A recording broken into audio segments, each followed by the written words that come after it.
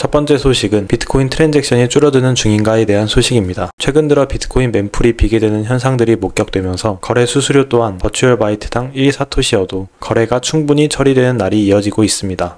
트랜잭션이 매우 많이 몰리는 경우에는 비트코인 네트워크에서 거래하고자 하는 사람들이 많다는 것을 의미하며 훨씬 더 많은 트랜잭션들이 대기하고 있으며 비트코인 네트워크 평균 수수료도 훨씬 더 높다는 것을 알 수 있습니다. 이런 현상에 대해서 사람들은 비트코인 네트워크 활성 사용자가 감소했다고 하며 사용자들이 비트코인을 떠나는 것이 아니냐 하는 우려를 표시하기도 하는데요. 멤풀에서 대기하고 있는 트랜잭션이 줄어든 이유는 무엇이고 멤풀이 비계되면 비트코인에 어떤 영향이 있을까요? 가장 먼저 멤풀이 무엇인지 알아보도록 하겠습니다. 멤풀은 트랜잭션이 비트코인 블록에 포함되기 전에 대기하고 있는 대기 공간입니다. 여기서 트랜잭션은 내가 어떤 비트코인 주소로 비트코인을 보냈을 때 발생하는 거래 내역인데요. 이 거래 내역이 발생하면 나의 지갑에 연결되어 있는 풀 노드를 통해서 풀 노드의 친구들을 거쳐 비트코인 전체 네트워크에 전달됩니다. 일반적으로 전체 네트워크에 퍼지는 속도는 수초 내로 처리가 되며 거래 내역이 네트워크에 잘 전파되었는지 여부는 mempool.space라는 사이트를 통해서 확인할 수 있습니다. 이렇게 전달된 트랜잭션은 바로 처리되지 않고 풀 노드들의 멤풀에서 대기하게 됩니다. 발생한 트랜잭션은 모든 풀 노드들에게 전파가 되기 때문에 모든 풀 노드가 거의 비슷한 트랜잭션들을 보유하게 됩니다. 그러면 채굴자는 풀 노드의 멤풀에 있는 거래 내역 중에 일부 거래 내역들을 골라서 블록 템플릿이라는 것을 만듭니다. 그리고 나서 채굴에 성공하면 블록 템플릿의 트랜잭션들을 블록에 담아 네트워크로 전파합니다. 풀 노드들은 전달받은 블록을 검증하고 이상이 없으면 자신의 체인에 블록을 추가하게 됩니다. 이 과정에서 유출할 수 있는 것은 멤풀에서 대기하고 있는 트랜잭션의 거래 수수료가 높으면 채굴자들이 더 빨리 블록에 포함시킬 것이고 트랜잭션의 거래 수수료가 낮게 설정되어 있으면 채굴자들은 최대한 늦게 블록에 포함시킬 수 있다는 것을 의미합니다. 그래서 빨리 처리되어야 하는 트랜잭션은 높은 수수료를 설정하고 늦게 처리되어도 되는 트랜잭션은 낮은 수수료를 설정하도록 하면 됩니다. 그러면 최근에 멤풀이 비어있다는 것은 무슨 의미일까요? 비트코인 네트워크에서 거래하는 사용자들이 줄어들었다는 것을 의미합니다. 그러면 비트코인을 사용하는 사람들이 줄어들어서 앞으로 비트코인 가격은 떨어질까요? 그 내막을 자세히 들여다보면 전혀 그렇지 않기 때문에 안심하셔도 됩니다.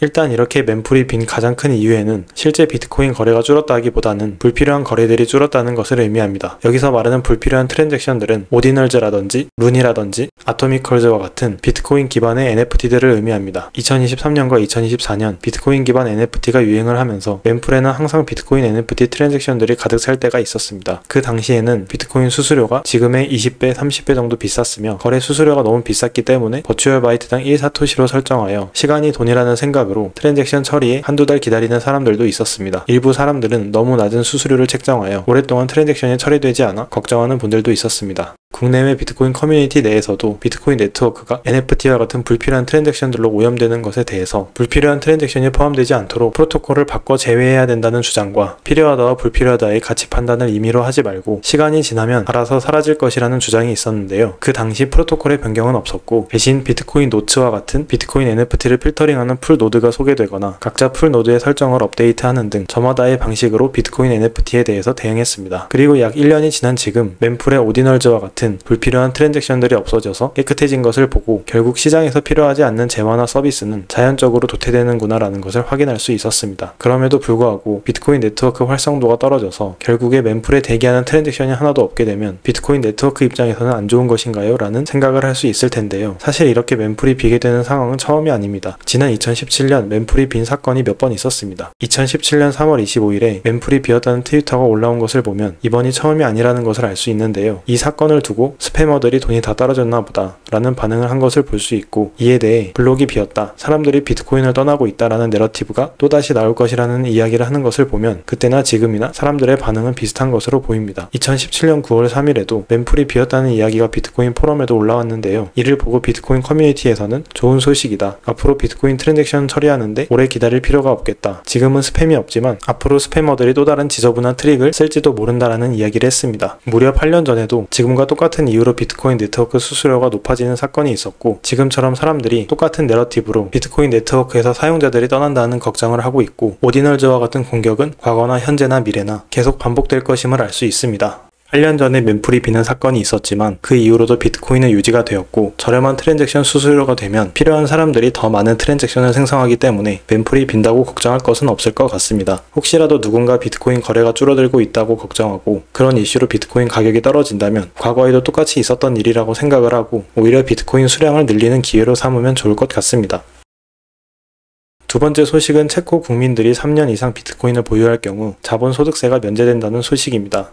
지난 2월 10일 페트르 파벨 체코 대통령은 비트코인을 3년 이상 보유한 국민에게 자본소득세를 면제하는 법안에 서명했습니다. 금융시장 디지털화법이라고 불리는 이 법안은 2024년 12월 6일 체코 의회에서 통과가 됐으며 2025년 2월 10일 체코 대통령이 서명함으로써 1, 2주 내로 시행을 앞두고 있습니다. 체코 국민들은 이제 비트코인을 사서 보유한다고 하면 한 개에 1억 5천만 원에 사서 3년 후에 3억이 된 비트코인을 시장에 판다고 해도 세금을 낼 필요가 없게 되었습니다. 반면 비트코인을 샀다 팔았다 하면서 기회를 호시탐탐 노리는 트레이더들은 세금 감면의 대상자가 될 수 없습니다. 이 법안에서는 또한 10만 체코 코루나, 원화로 약 600만 원 미만의 거래는 세금 신고 의무를 하지 않아도 된다는 내용이 포함되어 있습니다. 이 법안을 제안한 페트르 피알라 체코 총리는 비트코인으로 커피를 사면 세금을 낼 필요가 없다는 것이라고 예시를 들며 국민들이 비트코인을 결제 수단으로 사용할 때 세금을 내지 않아도 된다고 설명하고, 이 같은 법안의 추진 배경에는 세금의 복잡성을 간소화하고 국민의 편의성을 높이며 새로운 기술을 도입하기 위한 것이라고 말했습니다. BTC 맵에 따르면 체코의 비트코인 결제 매장으로 등록된 곳은 892곳이 있으며 그중 59%에 해당하는 522개의 매장이 최근에도 비트코인 결제를 받는다고 인증했는데요. 독일은 185개, 프랑스는 137개밖에 없는 것을 볼 때 체코는 유럽 내에서도 상당히 많은 비트코인 결제 매장이 있는 국가이고, 많은 결제 매장들이 이번에 서명된 법안의 혜택을 받을 것으로 보입니다. 정부의 친비트코인 정책에 맞춰 체코 중앙은행도 비트코인에 대해 우호적인 입장을 발표하고 있습니다. 앞서 1월 30일 알레시 미흘 중앙은행 총재는 체코 중앙은행은 준비 자산을 다각화하고 있습니다. 금 보유량을 0%에서 약 5%까지 점진적으로 늘렸으며 30%를 주식으로 보유할 계획이고, 비트코인 또한 외환 보유고에 포함시키는 것을 검토하고 있다고 밝혔습니다. 그 이유로는 비트코인은 현재 채권과의 상관관계가 낮고 주식이나 채권과는 다른 성격의 흥미로운 자산이기 때문에 포트폴리오에 비트코인을 포함하는 것을 검토하고 있다고 설명했습니다. 체코 중앙은행은 외환 보유액으로 약 210조를 보유하고 있으며 만약에 최대 5%를 비트코인 매입에 사용한다면 이는 원화 기준으로 약 10조 원, 7만 개의 비트코인을 살 수 있으며 미국과 중국에 이어 세 번째로 많은 비트코인 보유 국가가 될 것입니다. 한편 유럽 중앙은행 총재 크리스틴 라가르드는 1월 31일 비트코인이 유럽 중앙은행의 외환 보유액에 포함될 가능성은 없다고 발표했는데요. 체코가 유럽연합에 속해 있긴 하지만 비트코인에 대해서 유럽연합과 다른 입장을 취한 것을 보면 유럽연합 내에서도 국가별로 각자 도생의 길로 접어든 게 아닌가 생각이 듭니다. 체코는 현재 유럽 내 다른 국가들에 비해 경제 상황이 안정적인 편입니다. 체코는 27개의 유럽연합 국가들 중에서 9번째로 경제가 건전하다고 하며 이는 작년과 비교했을 때 5단계 상승한 기록이라고 합니다. 체코보다 낮은 순위에 있는 국가들에는 핀란드, 벨기에, 이탈리아, 스페인, 그리스 등이 있고, 체코보다 더 높은 순위의 국가로는 스웨덴, 독일, 덴마크, 프랑스 등이 있습니다. 체코가 중동부 유럽의 모범적인 국가가 된 이유로는 2023년 15%에 육박했던 인플레이션 상승률을 2024년에는 2.7%로 낮춘 점에 있으며, 부채 비율도 GDP 대비 42%로 유럽연합 평균인 81%에 비해 한참 낮으며 프랑스 112%, 독일 61%와 비교했을 때도 낮은 편입니다. 체코의 경제적 안정성은 체코의 통화인 체코 코루나에서도 확인할 수 있는데요. 지난 1년간 미국의 달러 강세로 인해 달러 대비 유로 가치가 2.57% 감소하고, 중국 위안화가 1.75%, 일본 엔화가 1.55% 감소하고 원화가 7.62% 감소한 반면 체코 자국 통화인 코루나는 1.23%만 감소하며 주요 통화 대비 안정적인 환율을 보여줬습니다. 달러 외 다른 통화와 비교를 해봐도 유로 대비해서 지난 1년 동안 1.39% 가치가 상승했고, 우리나라 원화 대비해서 7.23% 가치가 상승한 것을 확인할 수 있었습니다. 체코의 이러한 사례는 우리나라도 추후에 입법을 할 때 고려되어야 하며,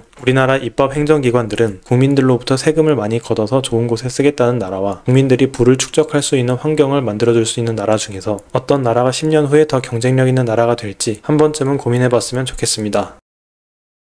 세 번째 소식은 금융위원회가 국내 법인의 가상자산 계좌를 단계적으로 허용할 계획을 발표했다는 소식입니다. 금융위원회는 2월 13일 열린 제3차 가상자산위원회를 통해서 상반기부터 지정기부금 단체, 대학과 같은 비영리 법인, 가상자산 거래소 등의 가상자산 매도 거래를 허용하기로 결정했습니다. 그동안 우리나라에서는 범죄 수익 몰수 등 법적 근거가 있는 검찰, 국세청, 관세청 등 법 집행기관에 한해서만 작년 11월부터 실명 계좌 발급이 되어 지난달까지 약 200개의 계좌가 발급되었을 뿐 법인들의 가상자산 실명 계좌는 허용되지 않아 형평성에 문제가 제기되어 왔습니다. 이러한 이유로 기존의 비영리 법인이나 가상자산 거래소는 기부와 같은 경로로 가상자산을 취득했다고 하더라도 업비트와 빗썸과 같은 가상자산 거래소에서 보유하고 있는 가상자산을 현금화할 수 없었습니다. 하지만 금융당국의 이번 결정으로 인해 법 집행기관뿐만 아니라 대학과 같은 비영리 법인과 가상자산 거래소는 거래소와 연계된 은행을 통해서 매도 목적의 실명 계좌를 발급받고 보유하고 있는 가상자산을 원화로 현금화할 수 있게 되었습니다. 상반기에는 매도 목적의 법인 계좌 개설을 허용하지만 금융당국은 하반기부터 자본시장법상 전문 투자자 중 금융사를 제외한 상장사 및 전문 투자자로 등록한 법인 총 3,500개에 대해서 투자 재무 목적의 실명 계좌를 시범적으로 허용할 계획을 발표했습니다. 다시 말해 상반기에는 투자 목적이 아닌 법인을 대상으로 매도만 허가해준다는 것을 의미하고 하반기에는 금융기업들을 제외한 투자사 3,500곳을 지정하여 매수와 매도가 가능한 법인 계좌를 허용한다는 것을 의미합니다. 법인의 가상자산 실명계좌 발급은 지난 2017년 12월 13일 가상통화 관련 긴급 대책으로 제한되었는데요. 그 이후로는 법인이 불법적인 자금 세탁의 목적으로 가상통화를 악용할 수 있다고 판단했기 때문입니다. 이 당시 비트코인이 2천만 원쯤이었고 금융당국의 발표가 있은 지 약 보름 후에 1,300만 원까지 떨어지며 많은 투자자들의 마음을 아프게 했습니다. 그럼에도 불구하고 현재 1억 4천만 원이라는 점을 생각했을 때 비트코인은 언제 샀어도 지금보다는 훨씬 저렴했다는 것을 다시 한번 느끼게 됩니다. 그 당시 어떤 이유든 간에 법인들의 가상자산 계좌 발급은 금지되었고 지난 8년 동안 법인들의 가상자산 접근성은 현저하게 떨어지면서 국내 비트코인 산업 확장에 많은 제약이 따랐습니다. 이런 규제가 가상자산 산업에 새로운 기회를 찾으려는 사람들이 안전하고 신뢰할 수 있는 자산인 비트코인을 활용하여 비즈니스를 할 수 있는 기회를 막았고 오히려 새로운 디지털 자산을 발행하고 유통하는 데 제약이 없다는 규제의 사각지대를 이용하여 김치코인, 쉬코인, NFT와 같은 온갖 새로운 자산들을 발행시키고 유통시켜 투자자들을 위험지대로 내몰고 사기가 판치는 환경을 만들었습니다. 그 결과 해외 투자자들 역시도 한국의 디지털 자산 산업은 사기가 판친다며 조금이나마 있던 유입조차도 없어졌습니다. 이렇듯 장기적으로 봤을 때 실효성 없는 규제가 오히려 산업의 건전성과 확장성을 떨어뜨린다는 것을 알 수 있으며 우리나라에서도 일반 법인들의 가상자산 계좌 개설이 조속히 허용되어 한국의 마이크로스트래티지, 메타플래닛, 스트라이크, 월렛 오브 사토시와 같은 기업이 나오길 바라봅니다.